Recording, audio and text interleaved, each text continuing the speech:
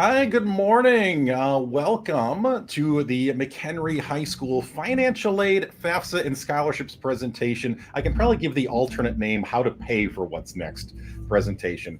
My name is Curtis Menke. I am the College and Career Counselor here at McHenry High School. I'll let my colleagues introduce themselves, starting with Ms. Flores. Hi, everyone. I'm Carla Flores. I am one of the senior counselors here at McHenry High School. And we're also joined by a colleague at MCC and MCC's Financial Aid Office. Julie, go ahead. Good morning. My name is Julie Durkin. I am one of the financial aid specialists here at MCC. Yeah, so it's nice to have some institutional perspective on this process as well. I see we do have some live viewers. If you're viewing this live, we welcome you. For our live viewers, as you can also see by the text scrolling at the bottom of the screen, you can actually engage with us. That is the nice thing about a live stream, is that you can actually type questions into that comments box in the YouTube link, and we can see those and we can respond to those in real time. So for our live viewers, we encourage you to go ahead and do that. If you're watching the recorded version of this, again, we're glad for your engagement, and we hope this helps you as well. Honestly, kind of the whole goal of this session is to help ease some nerves as well as inform our parents, our guardians, our families on kind of what to do when, how to minimize the costs of that next step. This is, for most parents and guardians, the most stressful part, rightfully so, of the entire next step process, particularly those that are looking at options, including four-year colleges, community colleges, trade schools, technical schools, anywhere where you are paying money to learn something, paying money to get trained in something, resulting in degrees, certificates, credentials of that nature. So we're going to kind of divide this presentation into two halves. We're going to save the probably the most confusing part and the most stressful part, the financial aid and FAFSA, for the second half. However, the beginning of the presentation, we're going to focus on some other ways to bring that cost down. We're going to take a couple of minutes and talk about how to chip away at college costs while in high school by earning college credit in high school. We're going to talk a little bit about a few of the advantages that the public schools, the public colleges and universities in Illinois have. Not that we expect everyone to attend public colleges and universities, but we want to make sure our families are informed on what they offer. We'll talk about scholarships, which again is additionally funds to help bring that cost down. And then we'll take the big pivot here in a little while into financial aid and FAFSA, federal aid, grants, loans, work study, and all of that. I'm going to take just a quick minute up top, as long as we've got a captured audience. I'm going to plug a couple other events we have coming up here at McHenry High School. The evening of October 2nd, in the new wing of the upper campus, the Center for Science, Technology, and Industry, we have our annual Manufacturing, Trades, and Industry Expo. Again, I would not do this job. I would want no part of serving as the quote unquote college and career counselor if I was not here to represent all student interests and all career pathways. I'm missing 25% of our students if I'm not helping students explore trades, manufacturing, industry-based paths. So we encourage any student who's considering those or anything related to that, come on out that evening, bring a parent or guardian with. MCC every fall hosts a big four-year college fair. So for families who are considering four-year college options, I would encourage you head out to MCC in their main gym, which is in the B building there, the evening of October 10th, anytime 5:30 to 7:30, and you can talk with reps from dozens of four-year colleges. Fast forwarding into November, we have a couple of options for folks considering military options. The evening of November 6th, up in the Warrior Room in the upper campus. That's the big room on the fourth floor of the new wing. We're going to have a military recruiter panel. And then the following week during the school day, any students at least considering military options, we invite them to take the ASVAB, which is that military aptitude test, skills test. I'll start taking signups for that probably in mid-October or so, but we just want to let families know that's coming up. And then the last item on this list right here does directly relate to what we're talking about today for families who want a hand completing the FAFSA, that big federal financial aid application, which we will discuss in more detail here in a few moments. We're going to have a couple of these this school year. This is the first one we'll have. It'll literally be less than 2 weeks after the 25-26 FAFSA opens. So the evening of December 12th, we'll have different time slots that families can sign up for. Come on in and we can help you complete that FAFSA. This is a slide I include basically in every presentation I do, to the point that I get eye rolls not only from students but even parents at this point, because because this slide literally is in everything I do, because it captures the whole point of my job, which is to help students identify what they might want to do next after high school, and then eventually senior year help them act on those possibilities. Tonight's, honestly, we'll hit almost all of these. The only one of these that today's presentation won't directly hit is military. But again, whether you're looking at going away to a four-year college, starting locally at MCC, or looking at trade school options, technical school options, and as a reminder, MCC is both a transfer college and a trade school. Again, anywhere you're paying money, to learn something, to get trained in something, what we're going to talk about today can apply. Before we really get into some of the nitty-gritty details here, this slide right here kind of captures everything we're going to talk about today, which is lowering the cost of attendance. You'll hear folks reference it as COA. You might see that referenced on college websites, COA, cost of attendance. And this is what goes into that. There's the obvious one, which is your tuition. Again, tuition is your learning expense. Here's what I have to pay to learn at this institution, to get trained at this institution. For folks who are considering options that involve moving to the campus, living on the campus, then we have our living expenses, which typically consists of some kind of housing plan and a meal plan. And then below that, we have the ancillary costs, living expenses, transportation expenses, materials expenses. And so overall, we put those together, and that is the total cost of attendance for any next step option and any next step institution that we are considering. All right, we're going to start with resources. A lot of presentations end with resources. We're going to start with this just to let you know what else is out there to support you. First and foremost, in addition to MCC, honestly, there's two local partners that we rely on for a lot of not only what we talk about in this presentation, but just for any next step options and actions. And MCC is one of those two partners, but the other one is this organization, the Illinois Student Assistance Commission. So this is a state level organization, publicly funded organization, and they provide school districts representatives to help families, help seniors with financial aid and other next step processes. Our representative this year, we've actually, she was our rep last year as well as Erin Coveney. Her email address is on the scene. We rely on the folks and the knowledge that this organization brings, and I encourage our families to do the same. Of course, we're your first line of defense, but I just being completely honest, when I'm stuck on a situation or a context that a family brings to me in regards to financial aid, typically my first go-to is to our ISAC rep, and so I encourage you to do the same, our local families. As I said before, MCC is our other hugely reliable local partner. And as we have on the screen here, any McHenry County resident can use any of MCC's services, and you don't have to be a student there to use their services. Any McHenry County resident, your local tax dollars fund MCC, therefore you have the right to use their services. And usually when we think of the services, we think of, being in a classroom and learning something, which of course is one of those services. But, you can go there to help someone brush up your resume for you, help you do practice interviews, or in this case, their financial aid office is also there to help any McHenry County resident with this. Julie, I invite you to unmute for a moment, maybe go into a little bit more detail about what MCC's financial aid office offers our local partners. Sure.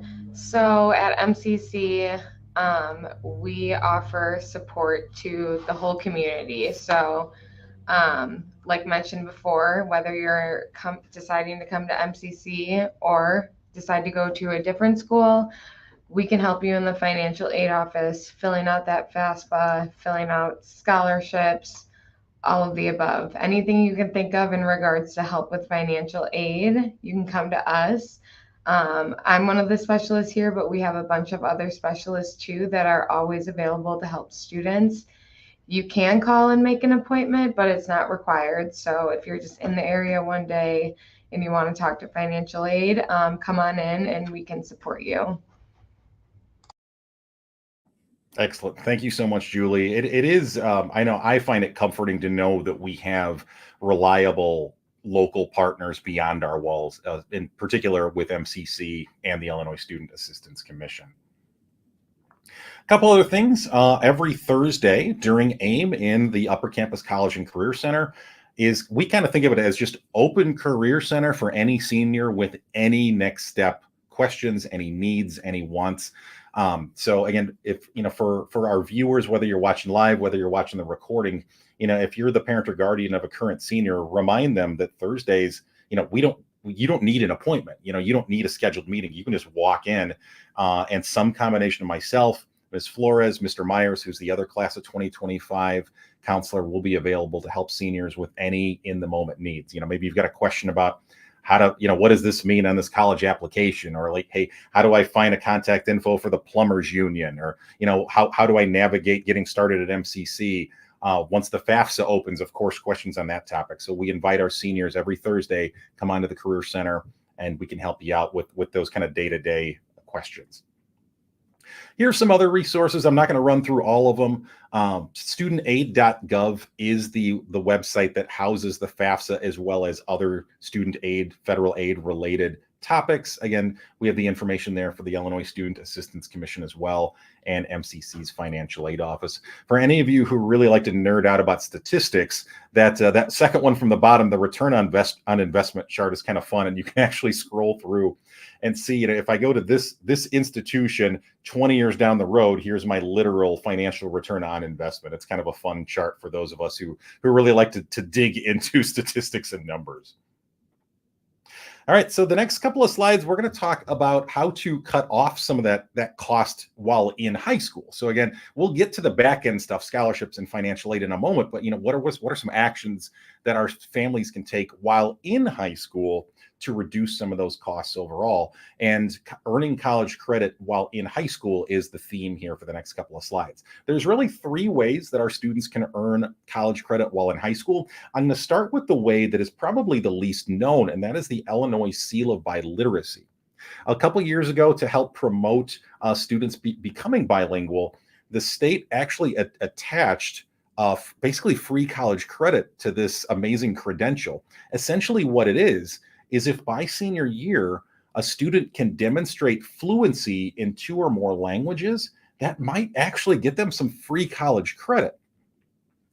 Kelsey Podgorski, who is the McHenry High School Seal of Biliteracy coordinator, she's also our multi-language coordinator, is the one who actually runs the tests and does kind of the nitty-gritty details with that. But again, we can certainly help students understand what it is and get them pointed in her direction.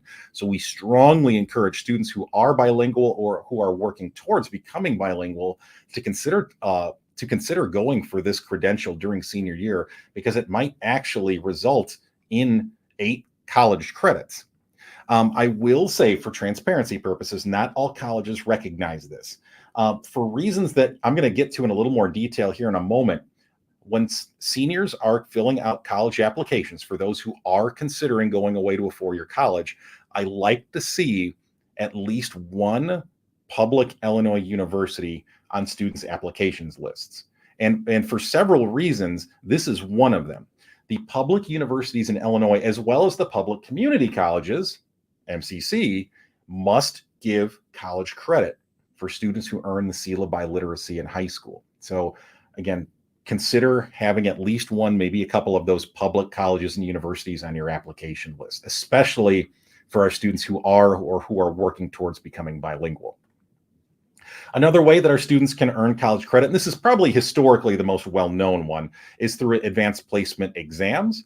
College Board is the organization that oversees nationally the advanced placement program, curriculum, as well as the exams.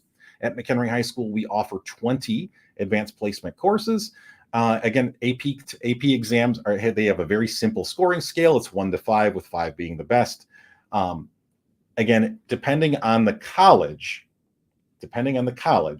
and depending on the score in the test, can result in college credit, starting at a score of 3, of course, depending on what every school offers. Going back to those public Illinois colleges and universities, legally, this is actually state law. The public colleges and universities in Illinois must give college credit for AP exam scores of at least a 3, which is another reason to consider having one or two of those public schools in Illinois on people's application lists. I'm not going to live demo this here, but there is a really easy to use resource on College Board's website called the Credit Policy Search. So basically what you do is you type in the name of a college and it will tell you, hey, if I took the AP biology exam and I got a 4 on it, what college credit do I get from your institution? So in other words, sometimes, we think about AP courses and kind of, anecdotally, we'll talk about, take AP exams, they can get you college credit, but what does that actually mean? What is the actual outcome? And this tool can help with that. It's really easy to use and easy to understand. If your students have or might take any AP exams at any point in high school, we encourage you to use this tool on College Board's website, and you can actually see what the outcome is, what the actual college credit is per different college institutions. The last way that our students can earn credit in high school is kind of the most obvious way, and that's through dual credit courses. Historically, McHenry High School, at least in my 20 years here, we've always offered a couple. However, the last couple of years, we've really expanded on those opportunities. Fingers crossed, we'll keep adding some. But basically, dual credit classes are classes that earn literally both high school and college credit. We offer over a dozen of those within our walls here at McHenry High School in writing, speech, math, science, some electives, manufacturing, accounting, business as well. We just added U.S. history this year, which is a great addition. The fee is up to $25, although I know the district and community are trying to take some efforts to even lower, if not eliminate that cost overall. We also partner with MCC to teach, to have our students actually go to MCC and take dual credit courses. They're called PCCS courses. We have those available in law enforcement, fire science, certified nursing assistant, and there's a couple others that we're hoping to add next year as well. Those dual credit courses that are at MCC, taught by MCC's faculty, our students do have to pay MCC's full tuition. So transparently, it might not necessarily save money, but it might save time because you're knocking them out while you're in high school and maybe saving a semester down the road of time.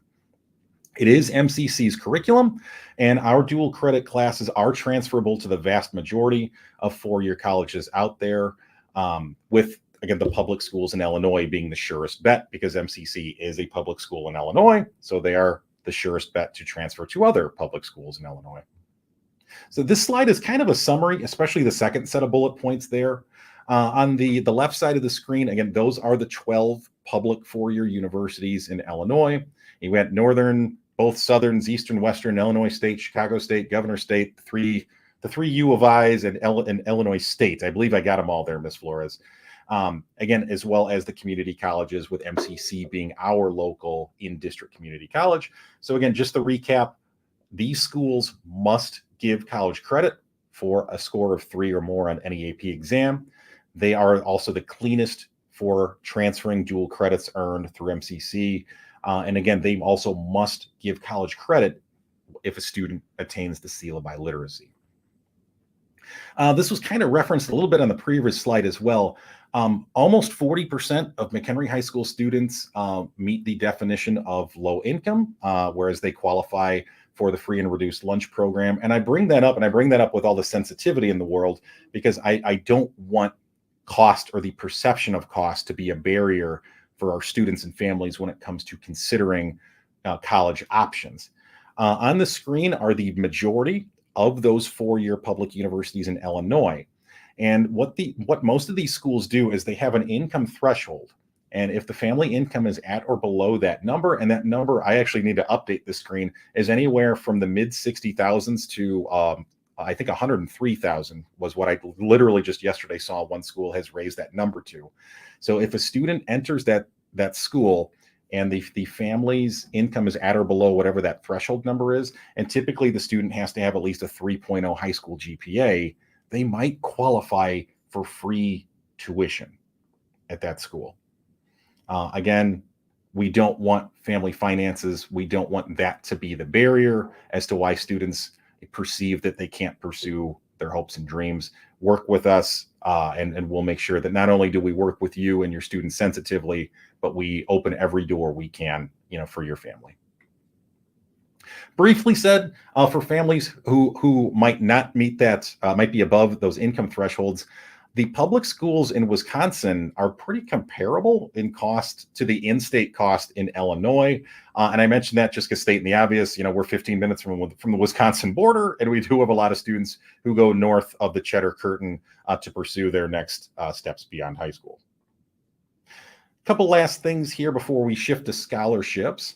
Private colleges and universities, as you're doing your research, you will notice that private schools, because they don't get funds from the government, they're going to look pricier as you're doing your scouting here. And we're going to give an example of that a little later in the presentation. However, because private schools have a bigger price tag, they also typically throw more money at students and families. So we have seen situations where private schools actually, when all is said and done, come in to be less expensive than some of the public options. So in other words, as you and your students are doing their research and making your lists, if you see a private school that looks great except for the price tag, keep it on your list, because odds are you're not going to pay that full price, and we can see how far we can bring that down. A couple quick things about MCC. This one is kind of stating the obvious. The surest bet way to ensure that you're not paying anything more than you need to, at least for the first 2 years of college, is to consider starting at MCC. Whether a student takes Psychology 101 at MCC or Psychology 101 at U of I, they're learning the same thing. They're earning the same credit. Once they get in that classroom, again, the learning, the credit is exactly the same as it would be for those first 2 years, at the bigger four-year college. So something to consider. And last but not least, for our families, whose students do start away from home at the four-year college, there's nothing that would prevent your student from coming back over the summer and maybe taking a class or two, chip away at those general education classes, and pay $400 maybe to take that speech class, or take that psychology class, or take that writing class at MCC, as opposed to anywhere from $1,200 to $2,000 for that same class away at the bigger school. And kind of put another way, through a combination of everything I've talked about for the last couple of minutes, maybe instead of paying 8 semesters worth of tuition at a four-year school, maybe we can get that down to 7 or even 6, semesters of tuition at the bigger school, and see what we can do to kind of trim around the edges and save some money here and there. I'll throw things before we move on to scholarships. Julie, the last couple of slides have mentioned MCC. Do you have any perspectives kind of on how students can take advantage of what you offer there? Sure. So we see students from all different sides. If they're just coming, like we talked about, for the summer from four-year institutions, I believe right now that per credit hour, it's $120 per credit hour, or less than that right now at MCC. So again, you could pay $500 for a psych class at MCC instead of paying thousands of dollars for the class at your university that you attend. We have transfer counselors here at MCC that work with students that are doing that 2 years first at MCC and then transferring. I believe all of our classes are, I've heard that they all transfer for students. We haven't had many issues with that. And now at MCC, we do have the University Center located in Woodstock. So that's an opportunity for students to get a four-year degree or even a master's degree in Woodstock. So that's another option you can look into if you decide to come to MCC. Yeah, Julie, thank you for bringing up the University Center. I don't have that in this presentation, but again, MCC recently just acquired a building in downtown Woodstock that's housing transfer bachelor's degree programs from Northern Illinois University, Southern Carbondale, Roosevelt, and Aurora, in anything from elementary education to psychology to nursing to computer science, as well as another 15 or so majors. So students can now earn a bachelor's degree without ever leaving McHenry County through the efforts that MCC has put out there. So shifting from that to scholarships, one of the ways that we can try to trim some cost, from those next step options. So we're going to go over kind of what scholarships are, as well as honestly, more importantly, where to find them. So scholarships essentially are free money. Again, you don't pay them back. They're awarded in different ways. Some, merit scholarships can honestly just kind of be assigned to a student when they apply to the school. They're typically based on GPA and or test score. Competitive scholarships, as the name implies, are scholarships that people apply for. Typically one or more are awarded based on many more applicants. Need-based scholarships, kind of, again, as the name implies, factor in family finances. And then there is also athletic scholarships, talent-based scholarships awarded for particular skills. Honestly, more important than this slide, though, is kind of where do we find the scholarships, right? And this slide right here really captures the bulk of scholarship money that students earn tends to come directly from the schools themselves.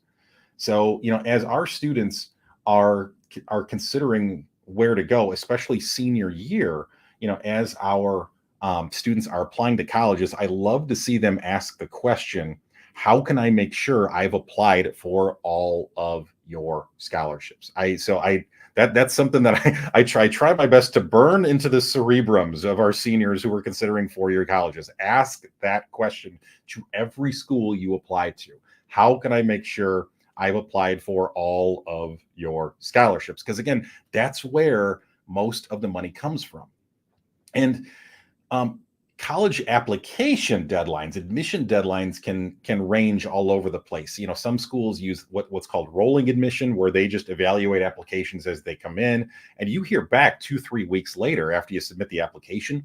There's other schools that have deadlines during the winter or the spring, a traditional regular decision deadline. But a lot of those schools, and I was talking with a student yesterday about Southern Illinois University Carbondale. Great school, it's a public school, so you get the public prices. Their deadline is later on in the school year for admission. However, their scholarship deadline is December 1st. So again, all the more reason to act sooner rather than later, because maybe you get into the school, but if you've missed scholarship deadlines, again, you might be paying more than you could have had you not, filled everything in a couple of months prior. Moving on here, I just got a couple examples of some merit scholarships, institutional merit scholarships. This one is the University of Illinois Springfield. You'll see a lot, and again, not every schools do merit scholarships. This is an example of one that does. Again, Illinois Springfield is another one of those 12 public universities in Illinois. And I like it when schools just keep it simple. Just give me a chart, give me some concrete numbers, keep it simple, something attainable, something I can identify and set as goals. Illinois Springfield is a school that does use unweighted GPA. Without going into too much detail here, we want to make sure we're working with you and your students to kind of protect that GPA, especially when it comes to course selection and making sure that we're selecting the right balance of courses for your student at a given time in high school.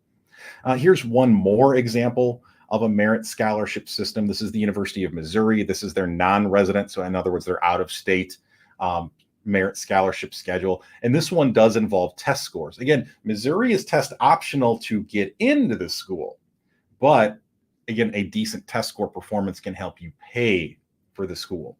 So again, along the vertical axis, we have GPA. Along the horizontal axis at the top, we have test scores. And then where those two intersect would be what a student can earn in merit scholarship at the University of Missouri. I already said that. Again, how can you make sure you're applying for all of the scholarships for this colleges that you were considering? Two other sources of scholarship money. One is our local scholarships. That's a very literal term. They're scholarships offered by local partners, local organizations, local businesses. The McHenry Kiwanis Club doesn't get more local than that. They offer scholarships every year to McHenry high school students. Most of these come out after winter break, and the vast majority of these are only available to seniors. Right now, if I pulled up the live local scholarship list for this year, it would be blank because none of our local partners have made this year's version of their award available yet. They usually start trickling in around Halloween. By the time we get the winter break, we'll have maybe 10 to 12 on the list. But by the time we get to, let's say, St. Patrick's Day in mid-March, that list will be 80 or 90 long. So they really come out fast coming back from winter break. So we encourage our seniors, honestly, check that check that list every other week prior to winter break and check it weekly during second semester. The other place you can find scholarships are national sources. This is where you pull up, a scholarship search engine. I will say a free scholarship search engine. Here's a pro tip: never pay money to look for free money. All the bullet points on the screen are reputable free scholarship search engines. We recommend starting with the one in SchoolLinks. Again, SchoolLinks is that college and career readiness platform that we subscribe to on behalf of our families and students. I recommend starting with that one. You also won't get spammed if you use that one, but then run one of the others as well, just because sometimes different searches include different awards. See what pops up. And for our non-senior students and families, there are many national level scholarships that you don't have to be a senior to apply for. So this is the one type of scholarship that students younger than senior year can look for and potentially act on. Two more slides before I turn things over to Ms. Flores regarding financial aid and FAFSA. And I do see a question just appeared. I'll get to that in a moment here as we transition to financial aid and FAFSA. Who should apply for scholarships? Anyone should. If you meet the minimum criteria for an award, apply for it. You don't know what the folks who give these awards, who, through philanthropic means are giving these awards out, you don't know what they're really looking for. You don't know what their values are. You don't know how they're approaching things. And these especially the local scholarships, the folks who offer these, they like to see reflections of themselves. They like to see, that their own efforts have meaning, and how can this younger generation take advantage of the awards. So if you meet the minimum criteria, apply. A couple of tips here as far as just, some general tips on filling out applications. Ms. Flores, I'm going to ask for your 2 cents in a moment here on this one as well. Any tips that stand out to you? The ones that I'll kind of mention the couple of tips that really are at the top of my list. Tip 1 is make sure you're following your deadlines, just stating the obvious. Senior year is all full of deadlines. Make sure you're staying on top of those. Tip 2 is be authentic. You want to present your best self, but you want to present your real self. You don't want to write an essay in a way that doesn't really reflect who you are or how you communicate. Don't write something in a way just because you're trying to appeal to this unknown audience. Be yourself, be your best self, but be yourself. And the last tip I'll give is, get a second set of eyes, have somebody proof it. You all know as well as I do, you read your own work so often, you start missing things because you hear it in the voice in your head as opposed to the words on the paper or the words on the screen. As I take a look at the comment, Ms. Flores, what's a tip or two that you can offer on this topic? Yeah, so I'll also add on the third bullet that's on the slide there, just for students to give, like, for example, if their scholarship application requires a letter of recommendation, talking to their teachers about it with at least 2 weeks notice, so that whoever is writing them a letter has sufficient time to write them a strong letter that'll add on to their application and make it stronger. So yeah, just giving 2 weeks, if not more, time, a notice. And then, you proofreading your essays, making sure you're not the only set of eyes looking at it. Connect with your English teacher or me or Mr. Myers, and we can be another set of eyes for any scholarship essays you're writing as well. Yeah, love it. Use the resources, and then just make sure you're being considerate of the time that other people might need. Because again, when we write letters of recommendation, we want to make sure that we are, doing our best job with that, and being rushed, could hurt those efforts. All right, Nicole asks a question: how do students check for the local sources? That is a great question. Where do they literally find those local scholarships? Every student in McHenry High School has a Schoology course called Next Step Resources. When you click the courses button in Schoology, you'll see the big orange arrow icon, the same orange arrow icon that is in the top right corner of this presentation. Also the same big orange arrow that is behind me right now. So when you click that, that's where we keep our main 4 or 5 Next Step resources. And one of the links in there is to our local scholarship list. We also have it linked. I have a page on the district website that it's linked out of. It's also linked out of our college and career guide as well. So you can get to it in multiple places. But again, finding it in that course in Schoology is probably the simplest for most students and families. Thank you for that question. We appreciate that. All right, we're going to shift gears here and tackle the big elephant in the room, financial aid and FAFSA. And I'm going to turn things over to Ms. Flores. Thank you, Mr. Menke. So yeah, now we're kind of in our second half of the presentation here, and I know that was already a lot of info, so bear with me as we kind of tackle on the second half here with more info as well. So essentially, we want to break down some of the logistics of how to complete the FAFSA and why you're completing it, as well as break down what the different types of financial aid are. So we've discussed scholarships at this point. Financial aid in general, essentially, is anything that helps reduce the cost of that next step that your student is taking after high school. So if we go back to one of the earlier slides we talked about the cost of attendance for a school. Financial aid is any form of aid that helps reduce that cost in the cost of attendance to make whatever the next step option for your student affordable. The FAFSA stands for the Free Application for Federal Student Aid. So this is the primary step and application that students complete to access multiple forms of financial aid. It's how students access federal financial aid, state financial aid, as well as institutional aid.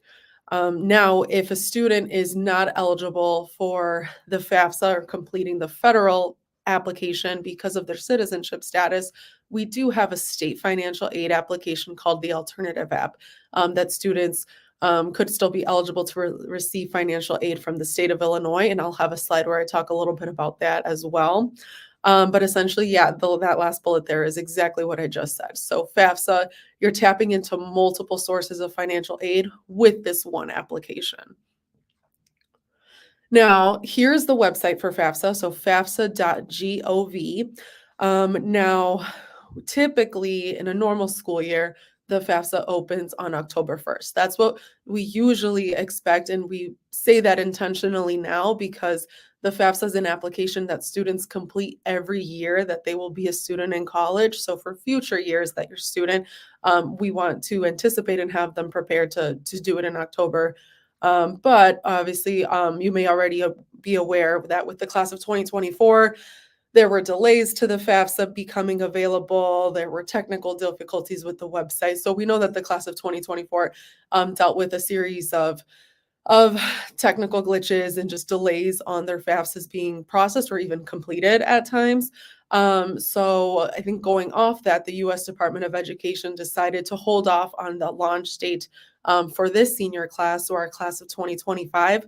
This school year, we're expecting it to be available on December 1st, and fingers crossed that those extra 2 months are going to help streamline the issues and have a more seamless process for our seniors this year. Julie, from the college perspective, I know you had firsthand lots of experience with what the FAFSA completion process was like last school year. So you're welcome to jump in with anything you'd like to add on that note. Sure. Yeah, it's been a crazy year, and even into the start of this semester, was still figuring out those glitches with the FAFSA. Some students still having some issues submitting the document, getting their funds applied, etc. If you can think of an issue, we probably had it. So it was a struggle for students. I know it was a struggle even deciding on where they were going to go to school after graduation, because they weren't sure yet what kind of financial aid was available because it was so delayed. But over the last few months, we've seen a lot of issues resolved with the FAFSA and with the system and the website and everything like that. Our school also uses ISAC as a resource that Mr. Menke talked about a little bit earlier. We use ISAC for a resource. Sometimes they're an even better resource than FAFSA. They can take a little bit longer to get back to you. You might be on hold for a while.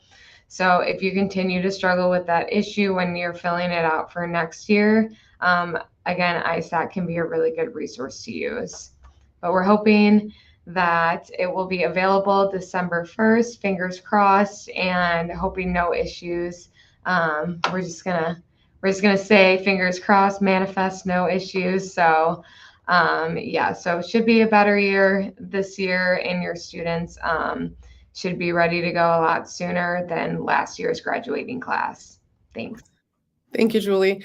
And then I'll also emphasize this last point that we have highlighted here. So the FAFSA, completing it is a graduation requirement in the state of Illinois at all public high schools. So that is, Mr. Menke mentioned this earlier. The FAFSA and just financial aid and using it to help offset the cost of your next step is for students going to four-year schools, for students staying local at two-year colleges and transferring, and also for a lot of students in trade schools and technical schools completing workforce and certificate programs. So majority of our senior class will be completing the FAFSA to complete that graduation requirement. If there's, any, like, for example, military, if someone is going directly into the military and enlisting in a branch, that would be an example of a student who doesn't need to apply for financial aid. Have them work with me or Mr. Myers, the other senior counselor, and we can talk them through like how they still fulfill that graduation requirement if the FAFSA doesn't apply to their exact next step. So here are the three types of federal financial aid. So the first one listed, grants. Grants work very similar into scholarships as they are both gift aid. So when students receive grant money, it's a gift to help them pay for school. They don't owe that money back. There's not anything specific they necessarily have to do. That grant money is just helping them afford school the way they would get gifted money, otherwise. So grants and scholarships are considered that gift aid and are typically automatically applied for students with whatever they are eligible for. Grants are usually need-based, so finances kind of determine that eligibility for any grant money. There's grants at the federal and state level, as well as directly from colleges too. So applying to the FAFSA considers students for all forms of grants from multiple sources. The second type listed there are loans. So student loans as well as parent loans are another form of financial aid. And I'll have a slide a little later on that gives some more details about student loans from the U.S. Department of Education. But essentially loans, the same way any other, financial loan works. It's money that students receive once it's dispersed to them and help offset the cost of school. And then they'll eventually pay it back after they complete their program or leave school. And then the third one, work study, is the type of financial aid where students will, the same way they would at any part-time job, work on campus while being a student. And then the hours that they work add up to the award amount that they were offered from that school in the form of work study. And then I'll have a slide later on where I can explain a little more details with that as well. So, like I mentioned, grants are free money. They're based on financial need. The federal grant, and the largest we have, is the Pell Grant. It went up around $750 from last school year to this upcoming school year. So it's currently at a maximum of $8,145. And then our MAP grant is the largest Illinois state grant that we have. That for last school year was up to $8,400. Now, students could be eligible for either the maximum amounts of these grants or any amount in between. So any amount in between all the way up to the maximum amount, free money that just helps reduce that cost of attendance for students' school that they are attending. Students are able to receive both grants at the same time. So if a student were to be eligible for the maximum amount for both grants, they're looking at over $16,000 each school year to help them pay for the cost of school. So this is, we encourage students to complete the FAFSA because that's how they did that one application is completing, their application for both of these large grants as well as multiple forms of financial aid. There's not anything extra they need to do outside of completing the FAFSA. And then one thing I'll mention too here is the Pell Grant. Since it's a federal grant, this will work for students that are considering schools in Wisconsin or any of the 50 states here in the United States. And then the MAP grant, since it's a state grant, it is for Illinois residents that are choosing to stay at school in Illinois. So that's, just a reemphasis on why we like students to at least, have a school in Illinois that they apply to and have on their list so that if they're eligible for the MAP grant, they can compare that with some out-of-state schools and see if that helps them make their decision. Now, a little bit more on loans. So there's two different types of loans, so subsidized and unsubsidized student loans. Subsidized loans are based on financial need, so not every student will be eligible for subsidized loans. The difference between the two is that with subsidized loans, the government is paying the interest for the student while they are in school. And with unsubsidized loans, students are always responsible for paying the interest, whether they're making interest payments while they're in school or if that interest is accruing to their balance of the loan while they're in school. The interest rate for both is the same. It'll be 6.53% for this upcoming school year. And then the grace period, students are not responsible for making payments until 6 months after they leave school or complete their program. So that gives them, some grace period time before they're responsible to start making those payments. For any student who wants to jump right ahead and not wait the grace period, that is an option for them, of course, as well. The maximum amount that students in their first year of college are offered is $5,500.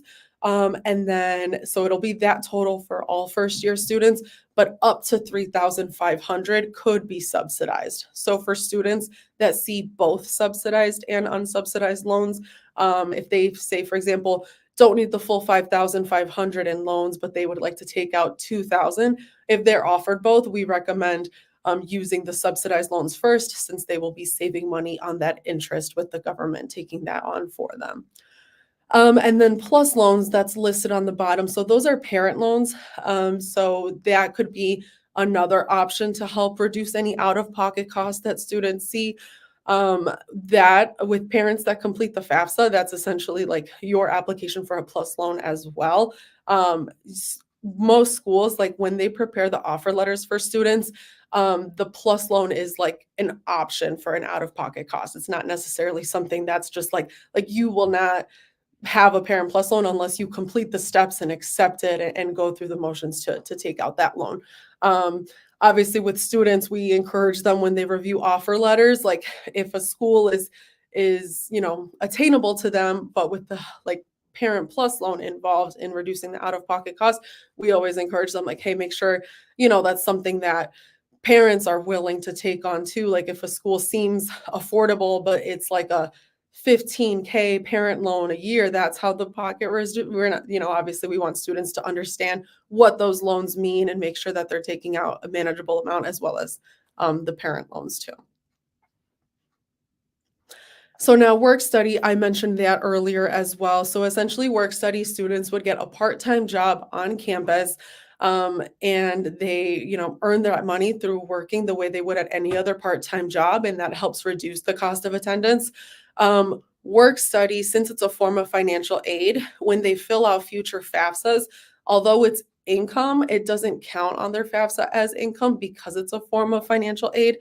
So we encourage students that are eligible for it to indicate that on the FAFSA. There is a question on the FAFSA where it asks if they're interested in being considered for work study. We encourage students to say yes to this question, because at least then they can see if they're eligible for it. And then later on make a decision, since saying yes to that question doesn't obligate them to complete work study by any means. But like I said, since it counts as financial aid and not income, it's a form of them to make money and support their cost of college without it adding on as income in future FAFSAs. So students, there's multiple different types of work study jobs they can have on campus. I can let Julie speak a little bit to some of those common work study jobs that students take at MCC. Sure. Yes, we have a lot of students here at MCC that participate in federal work study. That is basically, like mentioned, a student getting an on-campus job. Usually the pay is minimum wage, or some departments are a little bit more. So it just depends when you get to school to ask kind of what that pay is. But we offer jobs all over in financial aid, advising, registration. Sometimes you can find a job through this program of study that you're in. So if you're studying biology, maybe you can work in the labs or something like that. And instead of having to go off campus for a job, if you have a class in the morning and then one in the afternoon, you can just hop on over, walk down the hall to, say, financial aid. And usually students do have time to work on their schoolwork if there's not anything pressing going on in that office for the day. So it's really beneficial for our students to kind of find that job a couple hours here and there between their classes. Thank you. So, though that was kind of a breakdown of the different types of financial aid. So, by completing the FAFSA, students are getting considered for all the aforementioned forms of financial aid. So, completing the FAFSA will generate what's called a student aid index. Now, after that is completed, that is what's used to determine students' eligibility for different financial aid from the state and federal governments. And a lot of colleges will also use it to determine what students are eligible for in the form of institutional financial aid. So I bring this up just to kind of explain why the FAFSA will be asking for student and parent personal and financial information. It's to generate the student aid index, and then I'll go ahead and move on into the next slide and show you how that SAI is used for financial aid.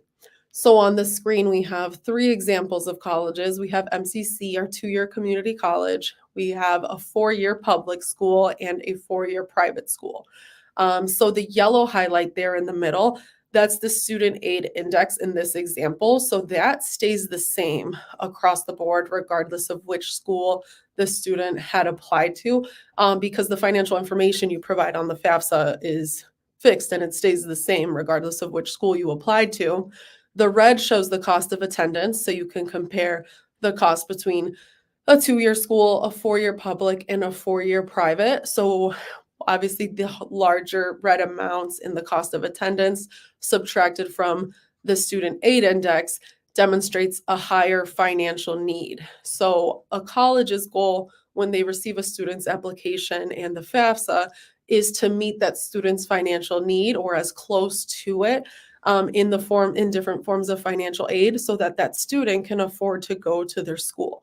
So since a college's goal is to meet that financial need in full, this is why we encourage students to apply to 4 to 8 schools that meet their criteria when it comes to different academic and social factors, and be aware of the cost of attendance, but not necessarily eliminate a school based on that sticker price or cost of attendance alone, because we don't know how much a school is going to cost until we've completed the FAFSA and seen how much financial aid the schools can offer.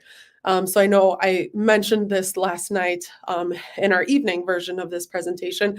It's a very backwards process because I think we all know that at the end of the day, the finances and the financial cost of each school is if not one of the most important decisions that influence which school a student ends up going to.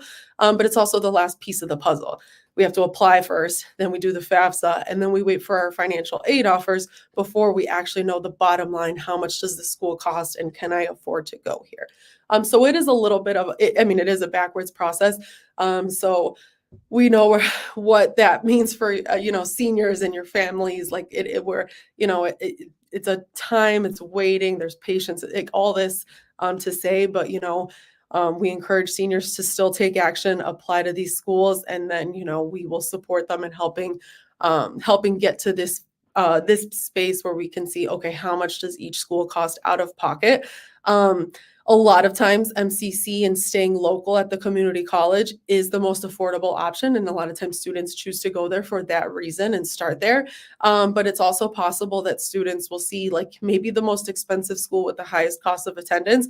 If they're able to offer larger scale scholarships and offset that initial expensive price, they also might find that a 4-year school is more attainable than they thought it would be, and not as seemingly like $56 versus $9,000. That gap might be a lot more narrow or even similar once financial aid is applied.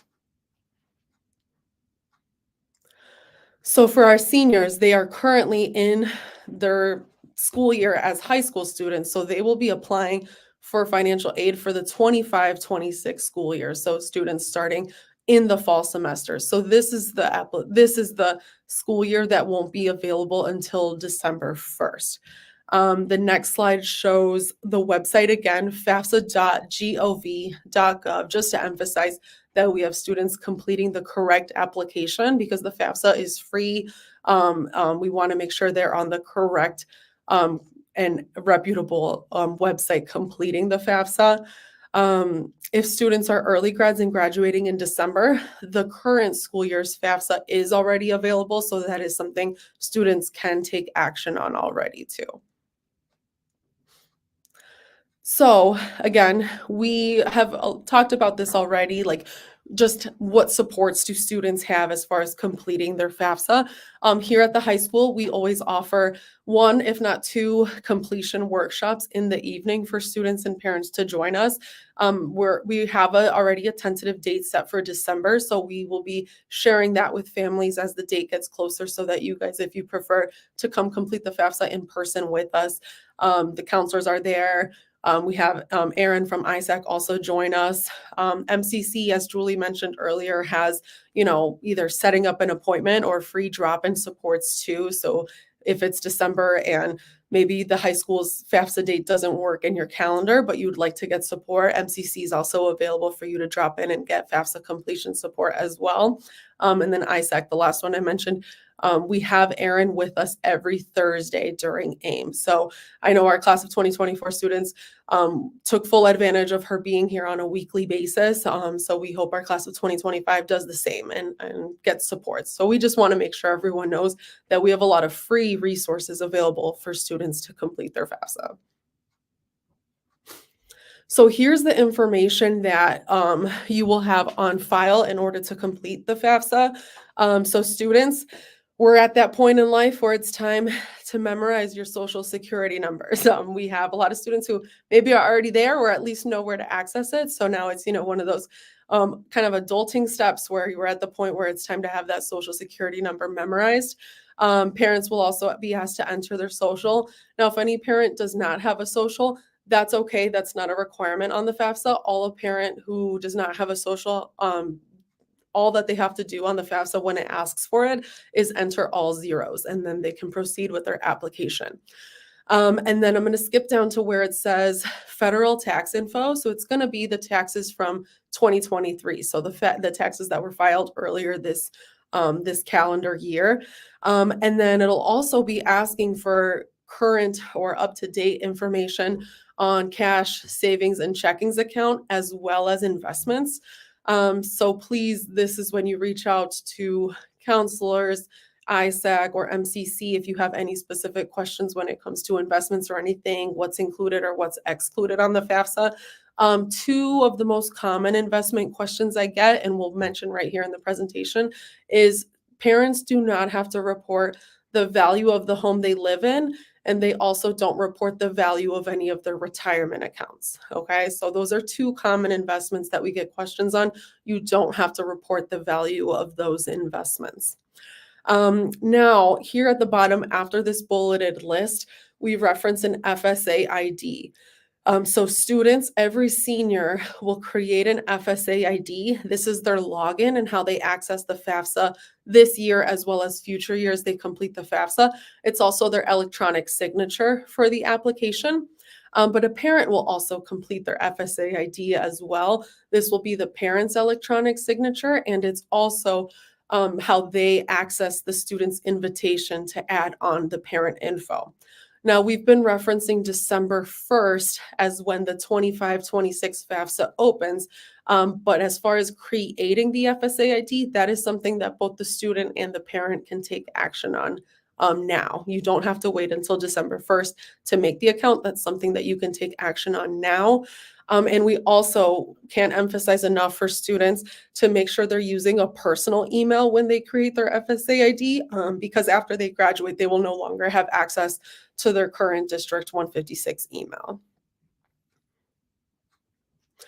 So for the FAFSA, when it comes to parent information and who is included a parent, the FAFSA defines which parent goes on the FAFSA as a biological, adoptive, or step parent if they're married to the biological or adoptive parent.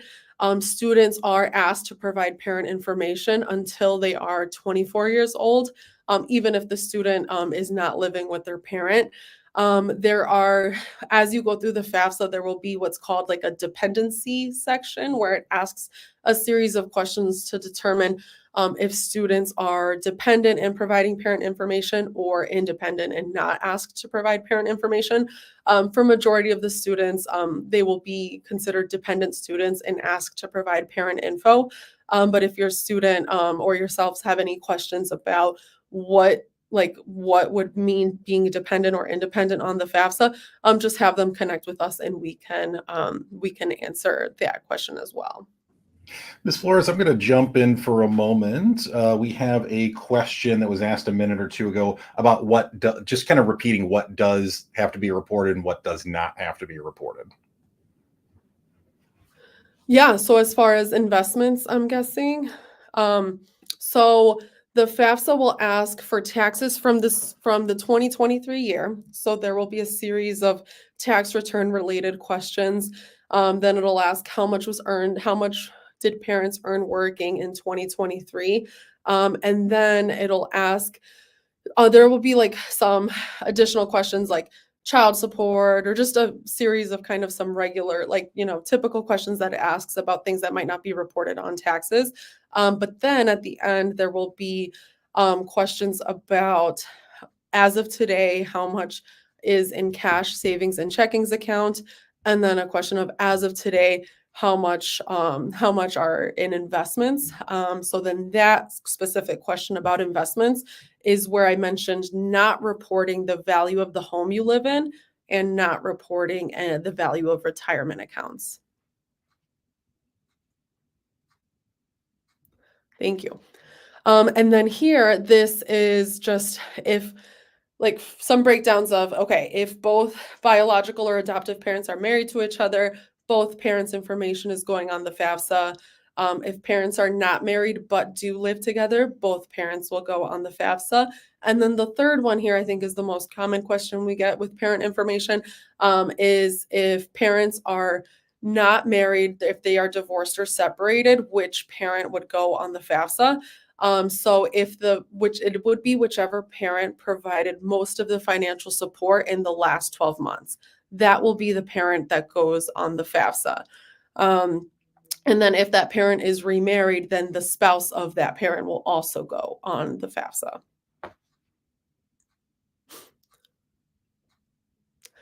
So when students complete the FAFSA, they're going to select up to 20 schools that they can send their FAFSA information to.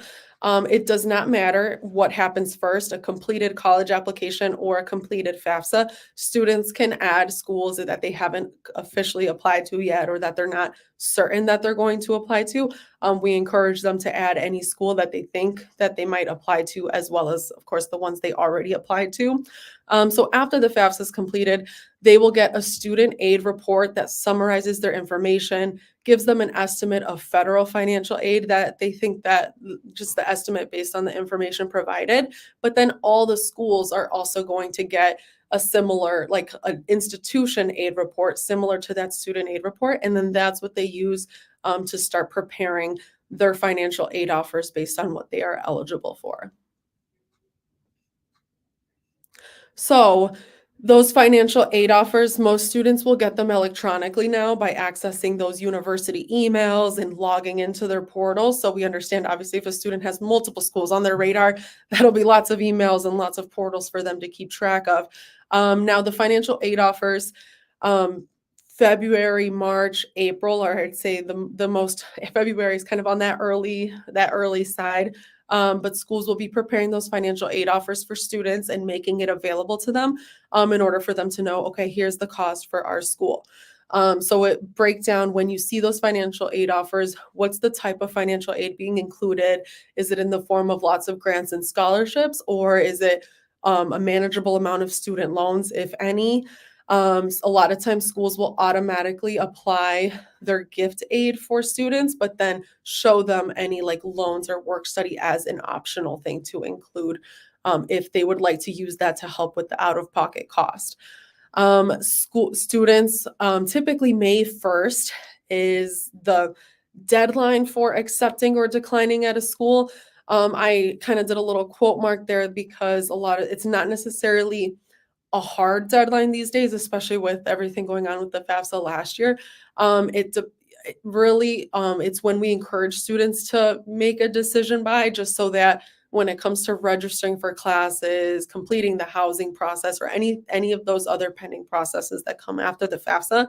But obviously, that's why schools are preparing their offer letters as early as they can for students to give them as much time as possible to make a decision. So some things I encourage students to look at when they do get their offer letters is any of the aid from the institution that they're getting? Do they have to meet keep a minimum GPA requirement to be eligible for any institutional scholarships or grants? Are these programs renewable, or is it just freshman year scholarships? And then if so, is there what would the plan be? Like, if this is the school they're going to, how to offset that freshman scholarship if it's not something they're going to get in years 2, 3, or 4? And then, what is that out-of-pocket cost? Was financial need met in full, or what would the plan be to pay that remaining cost after financial aid is added on? So here, obviously we talked about a lot in this past, over an hour at this point.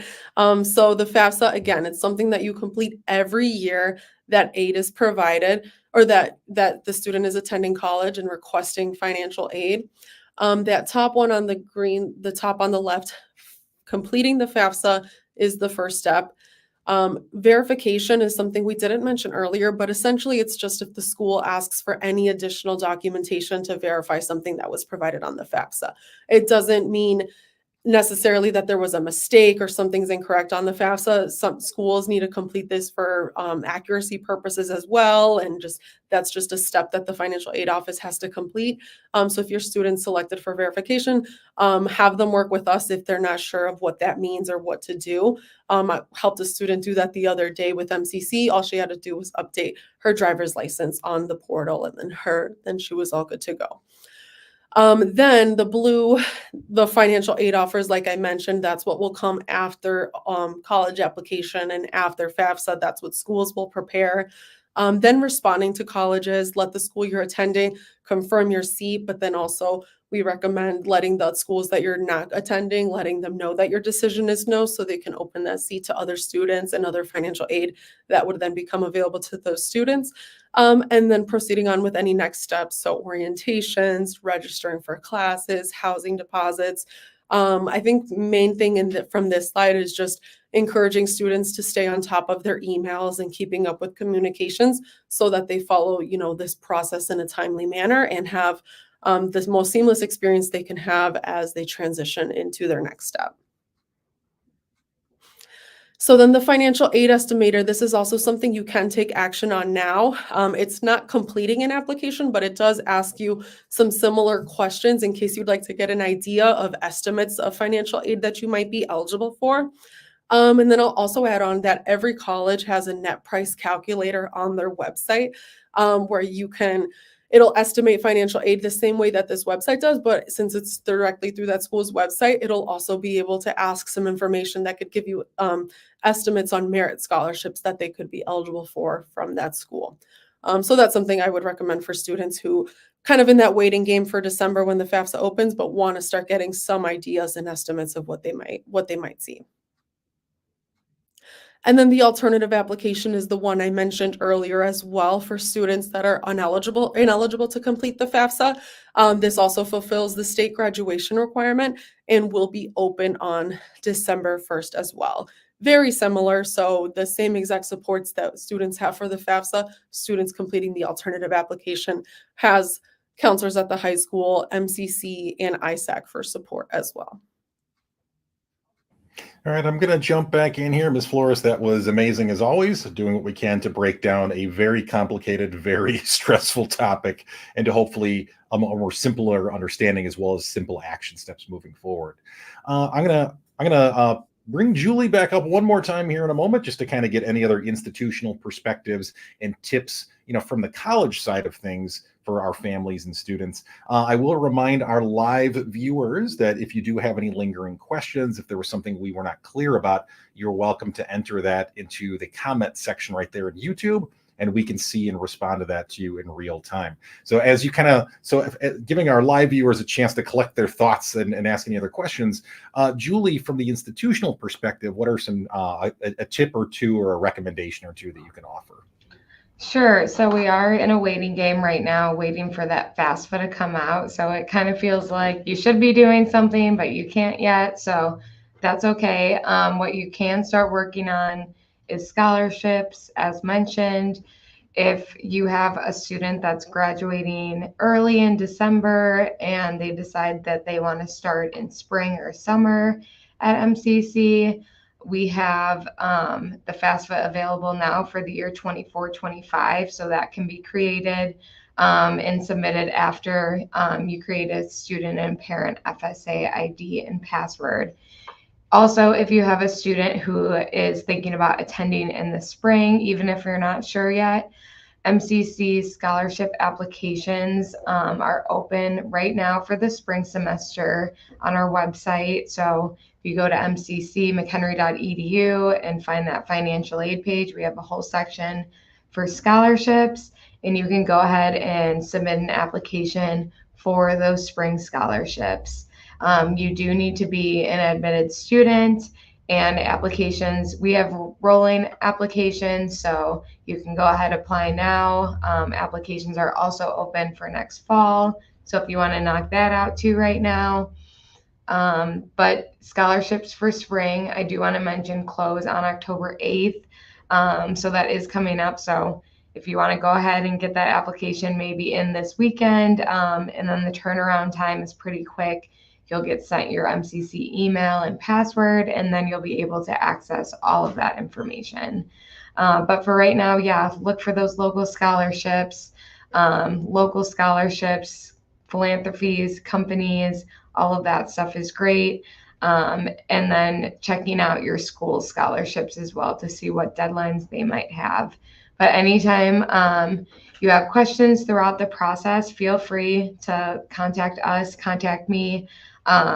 Again, my name is Julie, so you can give us a call or send us an email or just drop in, again, if you're in the area. So please use all the resources. It can be really beneficial and help lower that stress level a little bit. All right, Julie, much appreciated.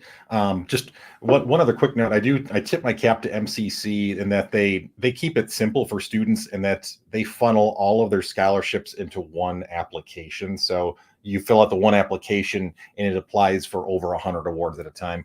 There are many four-year colleges that do that. Again, every school has their own way of doing it, and that's why you want to ask that question: how can I make sure I've applied for all of your scholarships? All right. I do not see any other questions via the comment box in YouTube coming in, so I think we will wrap up this live stream.